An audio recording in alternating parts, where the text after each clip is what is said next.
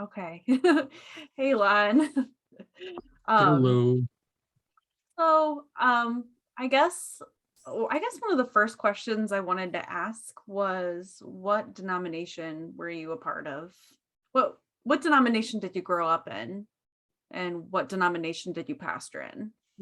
Well, our first church experience when I was a little kid was a Pentecostal church. We lived out in the country, so it was a Pentecostal church down the road a bit. 2 lady pastors, and Oh, so wow. Pentecostal was my first experience. And then when I was I would have been 8 years old, my folks moved to town, and so a totally different situation. We had indoor plumbing. That was nice. And somebody invited us to the local GARB Baptist Church, Fundamentalist Baptist Church, because they just built a shiny new church facility. So that was the place to go. So then we were regular Baptists.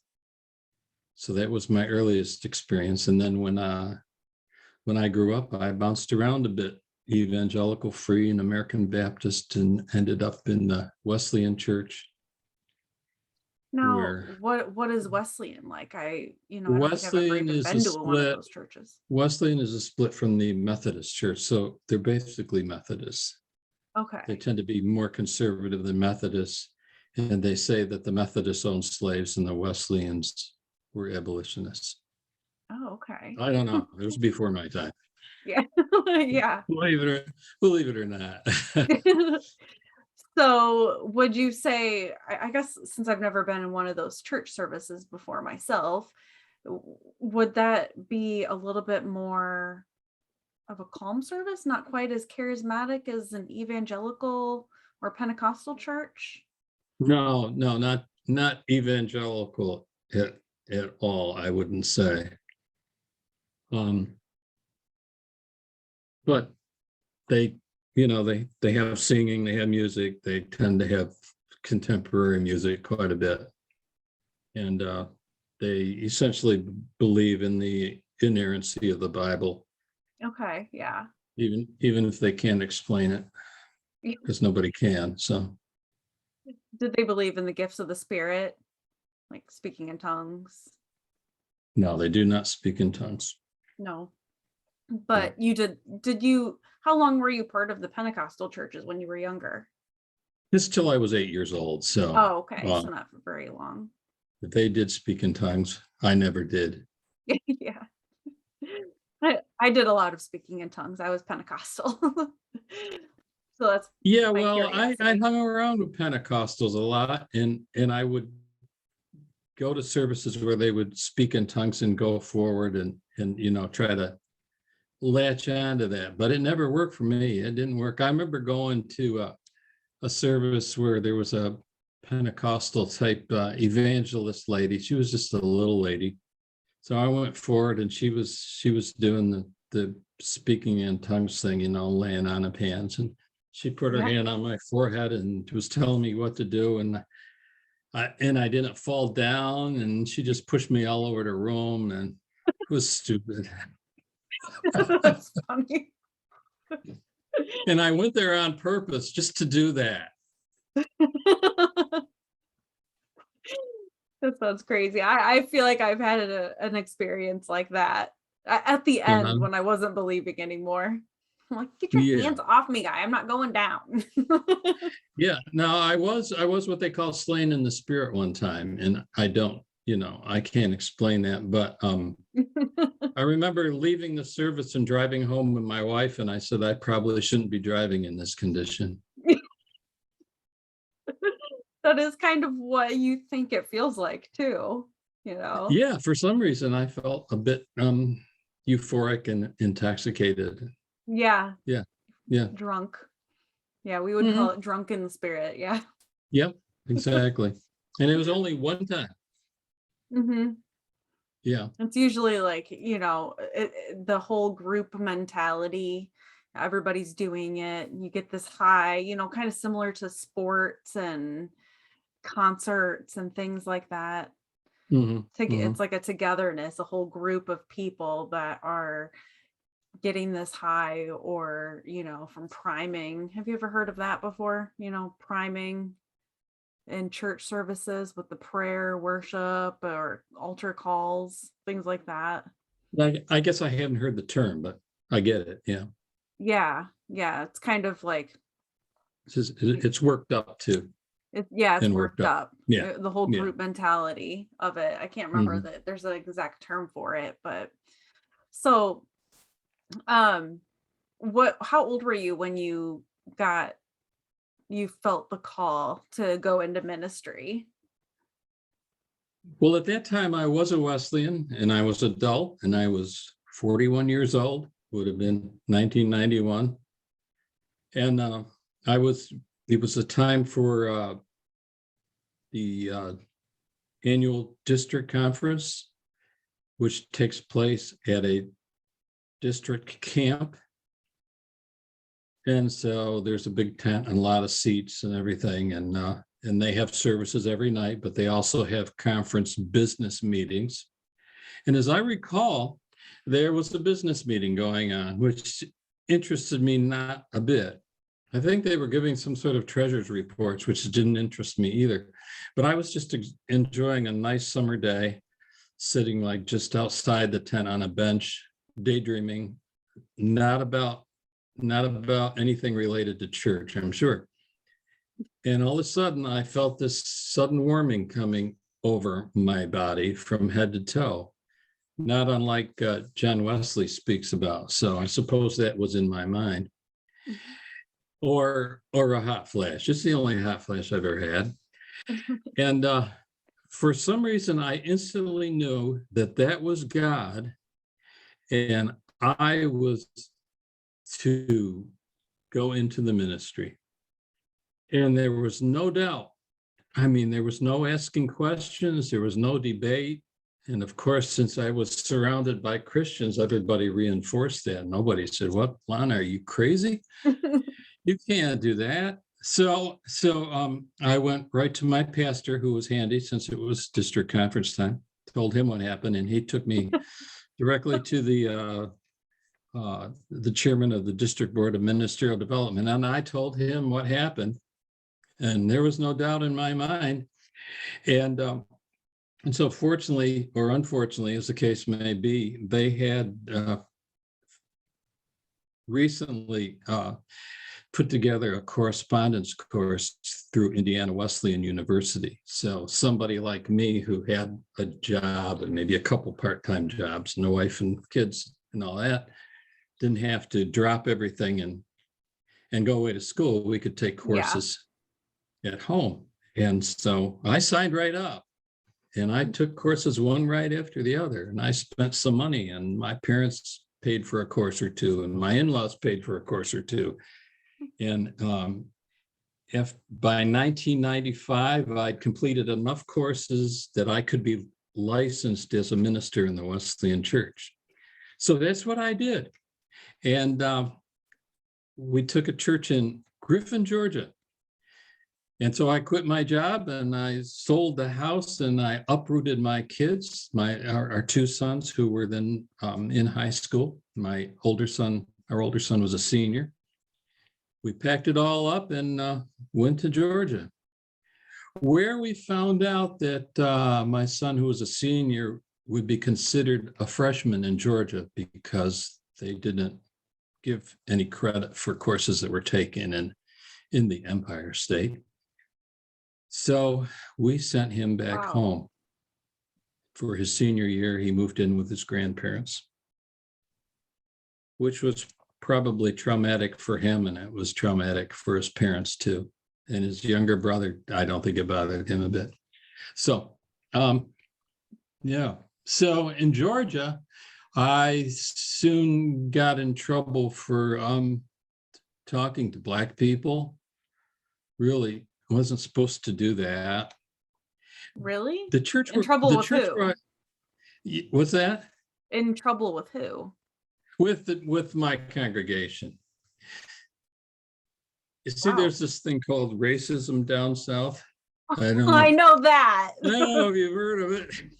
I mean, I'm But just still shocked though that, I mean, yeah, well, so this that it was, congregation had a new church facility, relatively new.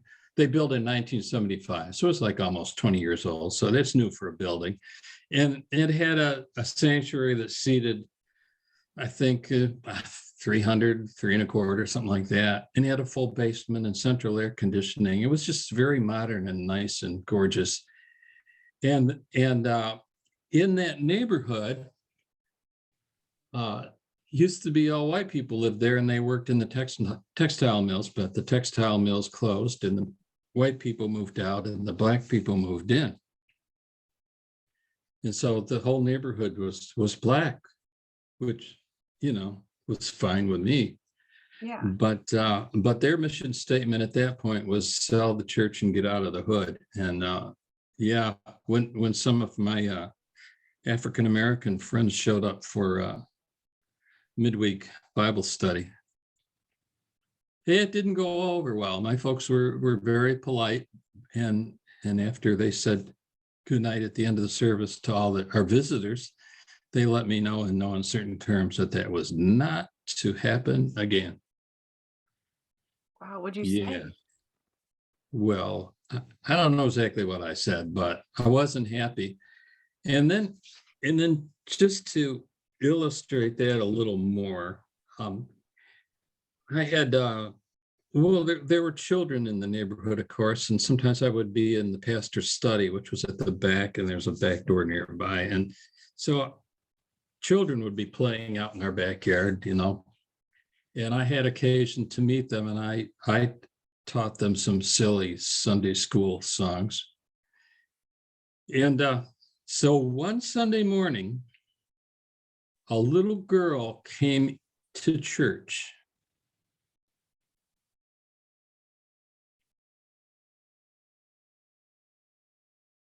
Still upsets me.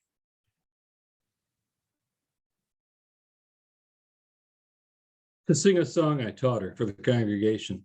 She never got past the foyer. They sent her home.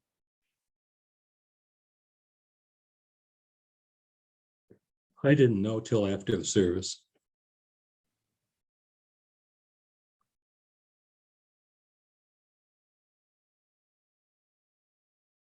So there's that. As soon they sold the church, they sold it to a wonderful black congregation, of course. And we moved into a storefront. And of course, the black folks, you could have a yard sale and sell stuff to them, and you could hire them to, I don't know, rake the leaves. But you didn't want them coming to your church service. That's horrible. So there was that, coupled with the fact that my son we sent back home to do his senior year in school. So there's an appropriate time in the Wesleyan Church that I always call the silly season. And so if the congregation is going to run their pastor out, he's going to be done at the end of that year. Or if he's going to resign and go find another church, his resignation is going to be effective that time of year. And so that's when that all happens. And so I had resigned and was taken off, leaving to be reunited with our son. And so I ended up in Pennsylvania. I took a church in Loganton, Pennsylvania, not too far from where I am right now. Mm-hmm. And in Loganton, I didn't waste any time. I got in trouble for being too cordial with Amish folks. You could buy their vegetables and fruit, but, an open house at the parsonage was, that didn't go over well. But that's what I did, and they came. and then we did a Christmas play thing, Mm-hmm. And the play started downstairs I think it started in the sanctuary, and then then went downstairs to the fellowship hall, and and ended up going outside to a nativity scene with live animals. Where do you think we got the live animals from? Yeah. Jeez. Well, anyways. That's funny. I didn't resign there. They asked me to leave in the first year of a pastor's assignment in the Wesleyan Church. The board, the church board can ask the district superintendent to remove their pastor. And they don't even have to notify the congregation. And that's what they did. And They can just pluck you out of there? yeah, in the first year, they only have to talk with the district superintendent. They don't have to talk to the congregation. So if the district superintendent, understands the situation, or, and is going to help them out, it's just, they let the pastor know, and they just notify the congregation, I guess, when it's over. So I was in school. I'd run back up to New York to Houghton College to catch a couple courses for ordination. Houghton? We could take them up. That's my maiden name. What was it? Houghton? Houghton. Really? Yeah. No, okay. Yeah, well, Houghton is a Wesleyan liberal arts college, and I could grab a couple more courses at a time up there, short versions, and they counted towards ordination. Yeah. And so I was away, and so I was, just before I left, I had to have a meeting with the district superintendent and his wife, who we met at a local travel plaza on the highway. And his wife and my wife went away to chat, and he told me that the church board had a problem and were asking for me to be removed. So then I head up to Houghton College to grab a couple courses while this is happening. And then upon my return, it was not only coincidentally time for me to offer my resignation, but it was time for me to install new church officers. And so at the end of the service, I called all of our church officers up front, the incumbent ones and the newly elected, and did a little ceremony and turned around, and I prayed for each one individually, put my hand on their shoulder and prayed for each one individually, called them up front. They were in front of the sanctuary. And so I would go one by one and everyone, and then I didn't let them be seated. I turned around and read my resignation while they were standing there, and the congregation didn't know what was going on. And then I pronounced a benediction and walked out and listened to the shouting. Wesleyans don't usually do that much shouting, don't you know? Unless they're pissed. They were literally yelling at you as you were walking out? No, they were yelling at each other. Oh, yelling at each other? Some of because they did not know. The board knew. The congregation didn't know this was going to happen. And some of them were saying, "What are you doing to our pastor? And he's the best pastor we ever had," and all this, And so the people that actually liked me came out and met me to be greeted at the door. It was at summertime, so I was at the outside door. In the board, they all went out the back door and escaped the other way. So it was fun. I shouldn't tell stories like that, should I? Yeah, why not? Why not? Who cares? So then they had to let us stay in the parsonage. I don't know, another 8 or 10 weeks afterwards. Oh well, until silly season actually arrived. That's what. And so then at that time I packed up and we headed back to Elmira, and I took a position as associate pastor at a Wesleyan Church in Elmira. Did that for a while, and then there were some problems not related to the church so much, but more related to my other job and unemployment. And so I just resigned for practical reasons from that. Yeah. And then later my denomination licensed me to pastor a couple of tiny Methodist churches very close by to our hometown. So I did that. So I was licensed by the Wesleyans to be a Methodist pastor. So 10 years into a 7-year process, that is, at 7 years, you're supposed to complete all your courses. And at the end of 7 years, the district is supposed to ordain you, or they're supposed to write to the general superintendents and explain why they're not ordaining this particular candidate. And so I completed all the courses in 7 years and got really good grades. And they just, for the next 3 years, kept throwing more hoops in front of me to jump through, which I dutifully did until the 10th year. And we would annually go before this Board of Ministerial Development, my wife and I, and report what we've been up to and what we were planning for the next year. And of course, at 10 years, I said, well, I plan on being ordained in this next year. And they said, well, we can't do that. And I said, why not? I said, well, because you're pastoring in Methodist church. We didn't even know that till we read it on the billboard out in front of the church. We saw your name. You know, these are the people that licensed me to do that. It was all above board. And they claimed, well, we can't ordain you while you're pastoring Methodist churches. And we had a book of discipline that gave the rules, you see. And I said, well, where in the discipline does it say that? Because I knew it didn't. I knew the discipline and probably the Bible better than any of them did. Certainly the discipline. And I knew it wasn't in there. And then the chairman of the board had turned to the assistant district superintendent and says, find in the discipline where it says we can't ordain somebody that's serving another denomination. And he's flipping through and he can't find it and getting all flustered. And I turned to my wife and indicated that we should stand up. And I looked at those people on the board and I said, I want you to know that we've always loved and respected you. And we still love you.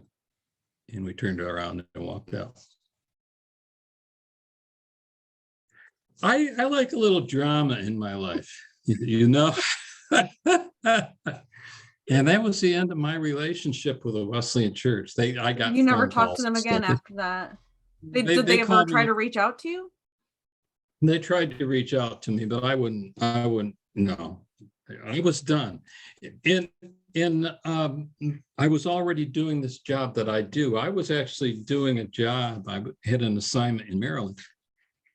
And so during the week I was in Maryland earning a living, and on the weekends I'd go home and I'd do 2 church services for these tiny congregations of 18 or 20 people. So yeah, it was time to leave. It was obvious they weren't going to ordain me, and I needed to make a living, and that was that. Yeah. It's like they were dangling a carrot in front of you for a while. Yeah. I mean, which is odd to me, because you'd think that they would want, I mean, the more ordained pastors that they have in their denomination, well, better for them. there may have been a problem, but they didn't have the decency to tell me what the problem was. I talked to an old Wesleyan pastor friend of mine who lived a few houses away, and he said, well, Lon, I've never known them to ordain anybody who'd been divorced and remarried. And I said, well, it'd been nice if they'd have mentioned it like 10 years ago. Yeah. And is there anything in their bylaws or anything that states that they don't? No, I don't believe so. And I suspect they'd never before ordained a matrilineal Jew either. So one or both. Because I'm lovable, so it couldn't be that. Yeah, that was it. So they tried to reach out to me a couple of times, but I wouldn't have anything to do with them. I was done with it, but I was still a believer. I was never trapped in the pulpit as an unbeliever. And I did my work, and it wasn't until 6 years later. So I conducted my last service at the Methodist churches in August of 2001. And 6 years later, in 2007, I was on assignment in Osaka, Japan. And For your I work, was not ministry. for work. Yeah. Okay. Yeah. For work, secular work. And I guess I'd read the God Delusion. Oh yeah. And God is Not Great by Christopher Hitchens, Yep. whom I love. Yeah. Yes, And me too. and that got me to thinking a little bit outside of my box, because I always knew that that the Bible was not, I knew it was not inerrant, or else I was too stupid to figure things out. And it was evident that there were historical inaccuracies, and besides, the Bible seems to endorse all sorts of horrible stuff like slavery and misogyny and cannibalism. Were And I those don't things know. that you always realized? Yeah, there were things that I was seeing, because over the years I've been trying to find a Christian denomination that actually had this stuff figured out. Oh, they're in eschatology too, right? Yeah. Yeah. And so my default position was, of course, there's a God, and of course, it's the Christian God, because it's all I knew. But then at that point, it occurred to me, well, maybe belief in God isn't really mandatory. And so why don't I, starting tomorrow, live my life as an atheist, and I won't pray or think about God or read the Bible or anything like that at all. I'll be an atheist. And if it doesn't go well, I can always repent of that and go back to God, I suppose, to forgive me for that. So, but of course, there was no turning back. I had no regrets. It was liberating and great. I was a happy atheist for sure. I was also in Japan, and so sooner or later I had to go home, and my wife would ask me questions about the Bible, and she seemed to detect a difference in the tone of my answers. Like, oh, so you don't actually believe this? No. And so we had those talks, and we got through it, and she wasn't happy about it. And, I'm sad that she and my kids found it a bit disturbing. But personally, no, I would never go back to any sort of religion. I wouldn't even think of it. You can't unsee it. Yeah, exactly. So your wife is still still a believer, and your kids are still believers? My wife is still a believer. She still reads her Bible. I see she found one of my little pocket Bibles. I trashed all my other Bibles, but she's got a little pocket one I usually like for funeral services or something.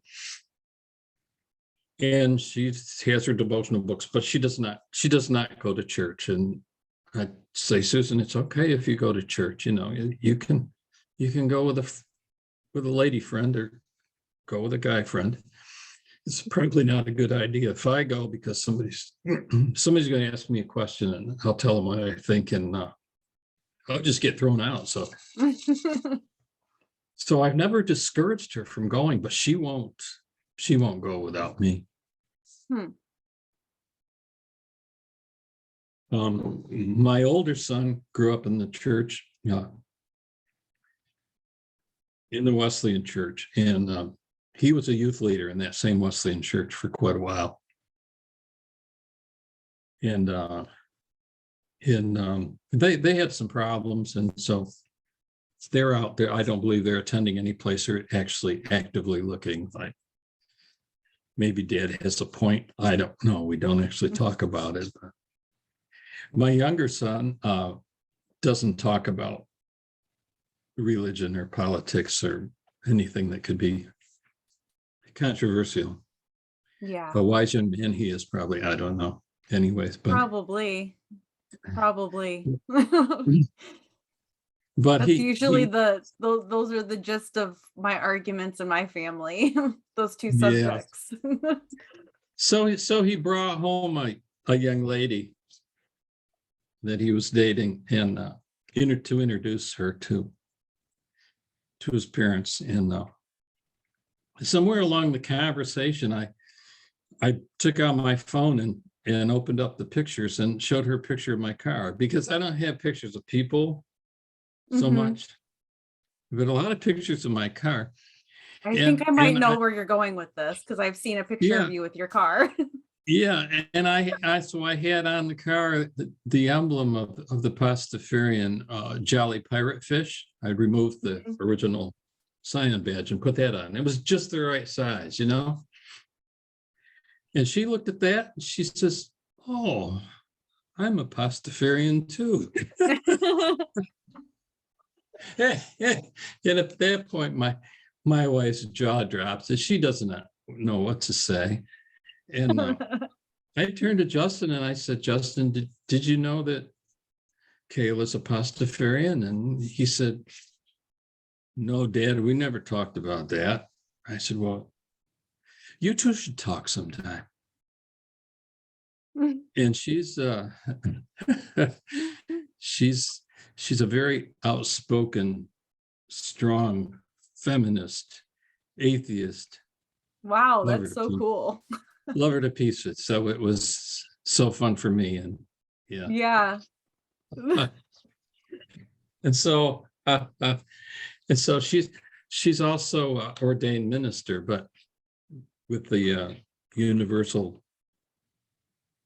Church Fellowship or something like that, you know, Yeah, online, just an online which is thing. great. Yeah. It's as good as any of them, you know, and it's a lot less work. Yeah, it is. And so my I'm son pretty said to me sure you one day, just pay for it. "Yeah, you just pay for it. And you could probably take the whole course in about a half hour, answer a couple questions, and you're good." And so my son said to me one day, "Dad, I got to go to a wedding today." I said, "Oh, really?" I said, "What's somebody you know?" And he says, "No." He says, "Kayla's officiating." I said, "Oh, well, that's nice." I said, "Who's getting married?" And he says, "A couple of dudes." I said, "Oh my That's goodness." cool. I think I laughed myself to tears. Yeah. So Wow, what a there's that. difference, So huh? it's been very interesting. Yeah. Yeah. Then when they got married, their favorite bartender was also an ordained minister. So he did this ceremony, their That's cool. bartender. And my son's in food service, and he catered his own wedding out in his backyard. Wow, Yeah. that's the So way to do it. yeah. So Super where cool. are we going with this? So, well, let's talk about around the time that you started to question. You vaguely mentioned how, you know, some of the things that you found about the Bible to be flaws and immoral. But Yeah.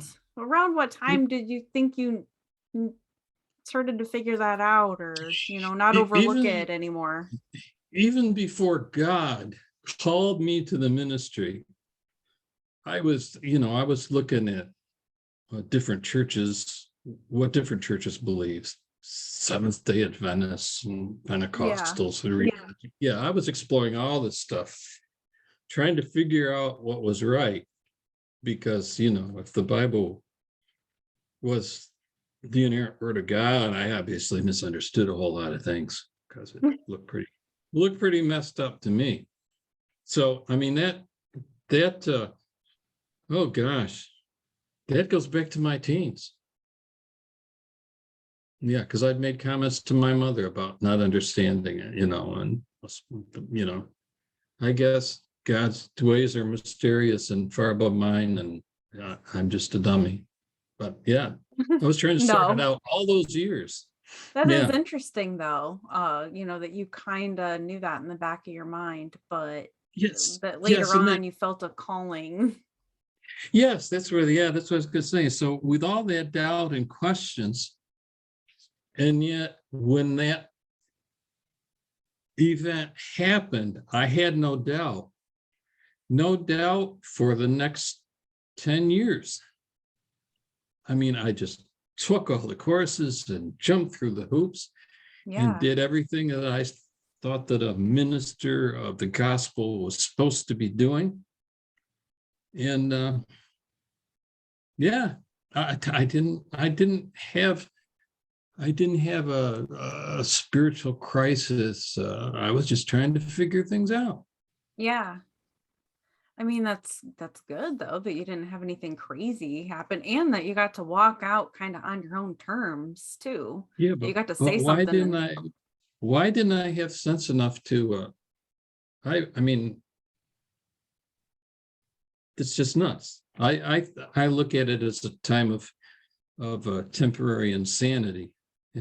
And obviously I'm still insane, but in a whole different way. yeah, So but also you were it's saying, better I now. mean, there's a lot of things that play into it. You were in that group setting, you were at that conference and, kind of Yeah. along with the priming and all of that, there's that group mentality and, Mhm. also, hey, maybe I don't know everything. Maybe I'm wrong. Maybe there's Yeah. something I'm And not well, seeing.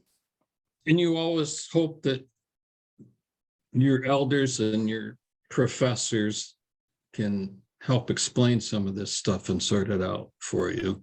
Yeah. But instead of that happening, we tend to go through our schooling and come out the other end with even more questions. Yeah, for sure. That's what happened to me too, for sure. And yet no doubts, and yet no, I mean, until it was time for me to say, okay, you're not ordaining me, I got to go make a living at what I do. I wasn't questioning. I wasn't debating. I wasn't wrestling. I was just doing what I thought I was supposed to do. And it's kind of the way I am. It's kind of the why I don't have sense enough to retire, and I just keep doing what I think I'm supposed to do, and I enjoy it. But it's kind of takes me to the Clergy Project and getting involved in leadership of our organization. Yeah. How And long I've after you lost your faith did you get involved in the Clergy Project? So I decided in 2006 that I was an atheist and thought I'd try that out. And of course, the Clergy Project didn't actually get launched until March of 2011. Yeah. And I joined in November of 2000.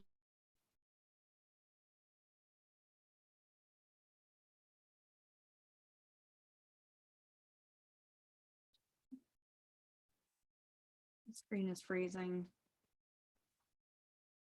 The, Okay, so so the I don't know if this is messing up or not, but yeah, so you were right we'll at give this a try. 2011. So the Clergy Yeah. Project was launched in March of 2011. I joined in November of 2011. I just happened to be Googling something like apostate religious leaders or something and found the Clergy Project and thought, well, this is the group for me. I want to join them.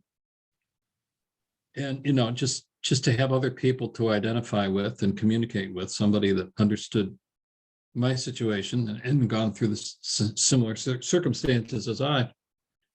So I was approximately the 100th participant in the Clergy Project. So the organization was still pretty young. Wow, yeah. So how did I end up getting caught up in this leadership thing? Well, I'm sort of a numbers guy. So I started a Excel spreadsheet and listing all the participants, as much information as I could get off the website, and what state they were in and what denomination they had been connected with, and all this That's cool. boring stuff on a spreadsheet. And they're like, Lon, we actually want that information. Yeah, so I had some stuff together, and I had some reason to send it to Cherry Plank, who was president then, I believe. And oh, this is good. He says, this is a good idea. And so then he had all of the screeners at the time send me all the data that they had collected on the people they screened. and of course they all had their own systems, and it was all pretty mysterious. And I had a Yeah. lot of sorting. I had a giant jigsaw puzzle to put together, and so the list grew, and I managed to sort out most of the people and figure out who they were and what their email addresses were and all that stuff. And named it the roll which will never be called up yonder, or the master participants list. So that's what got me into this. And then So you brought it on I don't know. yourself, it sounds like. I brought it on myself. It's all my fault. It was something that needed to be done, and I was going to do it. And then I ended up getting on the board and serving on the forum committee. I think at one point I chaired the forum committee. And then at what And point did you become the president? So it went. And so it was 2018. And our president at the time had I think it was just well into his first year. And he, life just piled up on him and he couldn't do it anymore. And I understand. Mm-hmm. And so he was going to resign, and he and Terry apparently spoke and said, how about this Ostrander guy? Because he puts our master participants list together and he has a tendency to get things done. And so they talked me into it. It didn't take much. So I completed his term. I was in Mexico at the time on assignment. And so I was in Mexico when I was elected to fulfill Drew Backus's term. And then I was elected for a 3-year term after that. And now just a couple of weeks ago, I was elected to another 3-year term. Awesome. Yeah. So no one was battling me for that position. It didn't seem that there was a lot of people that wanted to be president of the Clergy Project. And so here I am for another 3 years. What kind of things do you do during the week or during the month as the president? Well, we have to have, according to our bylaws, we have to have at least three board meetings a year. Usually ends up being 5 or 6. And of course, I can join any committee meetings if any of the committees are having meetings. But basically, I read all the emails to me and to the Clergy Project in general, and the communications committee, finance committee. I can get into any of them and see what's going on, and I can invite myself to their meetings if they're having meetings. And I also activate all the new participant profiles, which if I was smart, I'd have other people doing that instead of me, but it's kind of okay. But at this point, you probably so basically just keep track of everything. And no big deal. Yeah. And if there's any problems in the organization, why I'll get tapped to take care of it. So I suppose one of the reasons why I wanted to do this and talk to you, I guess, specifically first, is because I think that it would be really good for maybe anybody that stumbles across this and kind of wants to know a little bit more about the Clergy Project and what it is, if they're maybe still a pastor themselves, that we can kind of get the word out a little bit to maybe see if there's any other people out there that are questioning their faith and need a place. Yeah, and of course, if they're just questioning their faith, they don't qualify for the Clergy Project. So we all have to pretty much assert that we are non-believers at the point that we join. Yeah. We are all atheists that have lost our faith. Yeah. That are still some are still practicing clergy, and most of us are not anymore. and most of those still leading religious organizations are trying to find a way out. So Yeah. there are a few exceptions. And so we have a public website where anybody can go and learn more about the Clergy Project at just Google's clergyproject.org. And on there, they can find out how to donate to the Clergy Project. And on there, they can find a link to fill out an application to join the Clergy Project. And then when they do that, they'll be contacted by someone from our screening committee to have a little chat, kind of like we're doing now, only maybe not as long. And Yeah. Yeah, so then if all the ducks line up, they're admitted to the Clergy Project as new And the screening participants. process is a lot because there are people that want to kind of keep their identity on the down low that are still practicing clergy. Is that the reason for the Yeah, screening and making sure that they're legit?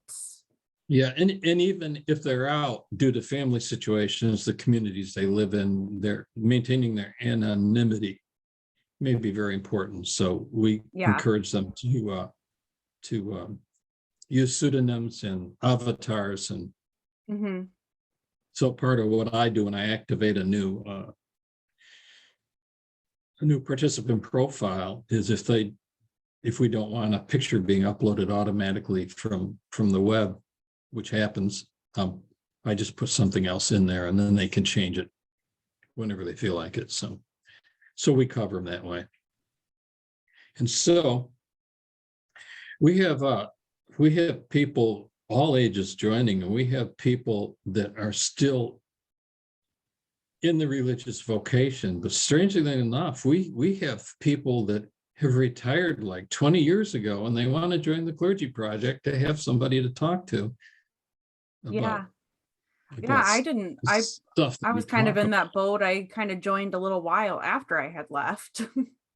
Yeah. Myself. And then we have other people who have done nothing else but lead religious groups as pastors or imams or rabbis or whatever for 20 or 30 years, and in retirement is quite a ways away yet, and they need to come up with a plan B, and they need a little help and advice and encouragement, and we're tempted to just tell off the congregation and say, that I don't believe any of this anymore, and you're all crazy if you do, and I'm out here. But that's not going to go well. So we discourage that. We want folks to make a careful plan and plan for another vocation and be systematic about it. Yeah, because it's very, very complicated for a lot of people you can't just up and leave like you would a normal job. And I suspect that most of us religious leaders do not believe most of the superstitious stuff we're paid to perpetuate. But we may be in a really good situation and making a lot of money, and we can just play the part like an actor playing a part and cope with that. Most of us could not cope with that sort of thing. And so it's all different situations. And then, like I say, we have people that have been retired 20 years and they want to join the Clergy Project. So yeah.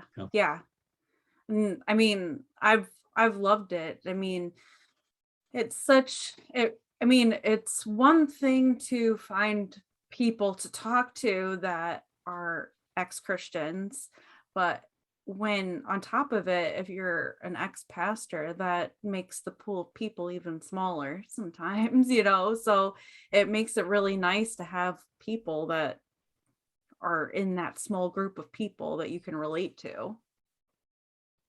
Yeah, and of course, back in the day, they used to burn us at the stake, so it's not quite that bad anymore. But we do. No. We do face a lot of challenges and a lot of resentment and a lot of, from family, community. And for those of us who've done it for a number of years, being a religious leader is our identity. And we have no idea who we are if we are not that. Yes, I know. So it's difficult for all of us and different for all of us. So we get together and we can help each other and encourage each other. Yeah. Yeah. Well, thank you. Awesome.